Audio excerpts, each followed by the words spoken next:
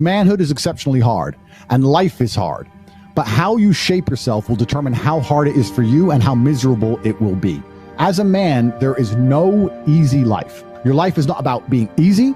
Your life is not about being happy. Your life is always going to be difficult. All of the pain you feel, all of the sadness you feel, you're supposed to feel as a man, and you have two effective binary choices. You either go through the suffering and go through the trauma and go through the hardship it takes to be a man of value, or you suffer eternity as a nobody.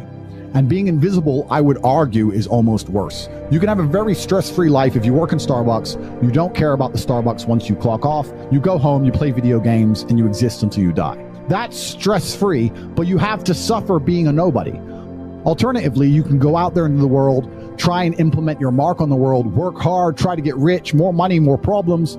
You can try and start a business, the stress of that. You can lose your girlfriend because all you're doing is working. This is a new level of stress, a new level of trauma, but at least you'll be a somebody at the end of it. There's two ways to suffer. You either suffer as becoming a somebody, or you suffer as a perpetual and forever nobody. What did Napoleon say? He said, "Glory is fleeting, but obscurity is forever." Absolutely. Glory is fleeting, but obscurity is forever. And when he says fleeting, that's a really good point, because everything in life is rented, especially your glory as a man. When you have a good body, it is not a good body as complete. It's not finished. You haven't completed the task. You have rented that good physical condition. You must train every day to retain it. Everything is rented. Your body, you don't just get a good body and you're done. You still have to go to the gym every day to maintain that good body. You don't just get a hot girl and it's done. You still have to work hard for her to always love you and respect you. You don't just start a business and now you're rich. No, you have to start a business and work on that business every day. If you take your eye off the business, it will fail. Everything in life is rented. So when he says glory is fleeting, he's also absolutely not correct, because glory is fleeting and you have to constantly and endlessly work for it and make sure that you never stop. Otherwise, it will be taken from you. But obscurity is forever. If you never make a mark on the world, then you effectively never existed. And when you're gone, nobody will care. The reason our Father is discussed at length is because of who me and Tristan are. And the reason we will be discussed forever is because of who our sons will become. And that's very important, because you have a duty to your ancestors and you have a duty to God. So you must make a choice. And this is genuine choice for you people at home. Do you want to live in obscurity forever and be invisible and not matter and have an easier life? I would argue that it's not easier, because in your heart and in your soul, you're going to feel guilty knowing you could have been something you're not. Or do you want to try your absolute best and struggle and suffer every day of your life, paying the rent for all of the amazing things around you?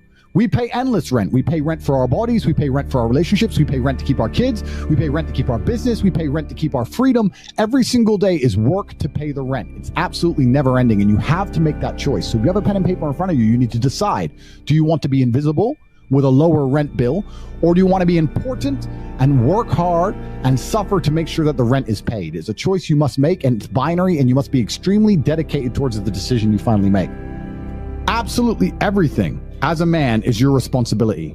It's your responsibility to become your best and brightest version of yourself. And you're not going to do that simply by talking it into existence. You need to live it into existence. You need to go out there and do things which are genuinely difficult, genuinely stressful, which are genuinely scary, so you can become the man you want to be.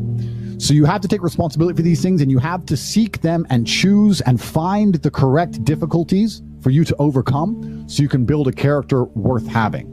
I believe that it's pain that teaches. I don't believe men especially can learn any way besides pain. We talk about learning a lesson the easy way or the hard way, and I'll tell you something. We've all been offered chances to learn a lesson the easy way our entire lives. And guess what? We didn't learn anything, and we kept doing it.